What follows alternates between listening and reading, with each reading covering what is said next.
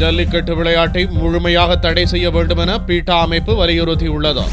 தமிழகத்தின் பல்வேறு பகுதிகளில் ஜல்லிக்கட்டு விளையாட்டுகள் நடத்தப்பட்டு வருகிறது. இதனால் காளை மாடுகள் சித்திரவதைக்கு உள்ளாவதோடு அதில் ஈடுபடும் வீரர்களுக்கும் விபத்துக்கள் மற்றும் உயிர் சேதங்கள் ஏற்பட்டு வருகின்றன. எனவே விலங்குகள் கொடுமைக்குள்ளாகும் தடை சட்டம் 1960 படி இவ்விளையாட்டினை முழுமையாக தடை செய்ய வேண்டும் என்று பீட்டா அமைப்பு கோரிக்கை விடுத்துள்ளது.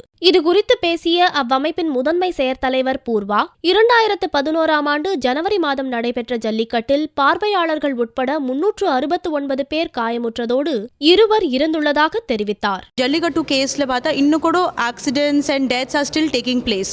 So because of that law நாங்கள் எங்களோட இன்வெஸ்டிகேஷன் அக்கார்டிங் நாங்கள் பார்க்குறோம் that the deaths and injuries, human injuries கொஞ்சம் கூட கம்மியாகலை.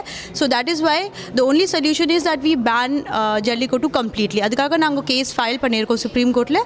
மேலும் 2009 ஆண்டில் தமிழ்நாடு ஜல்லிக்கட்டு ஒழுங்குமுறை சட்டம் கொண்டுவரப்பட்ட பின்னரும் ஜல்லிக்கட்டில் காளை மாடுகள் தொடர்ந்து துன்புறுத்தப்படுவதாக பீட்டா அமைப்பினர் குற்றம் சாட்டினர்.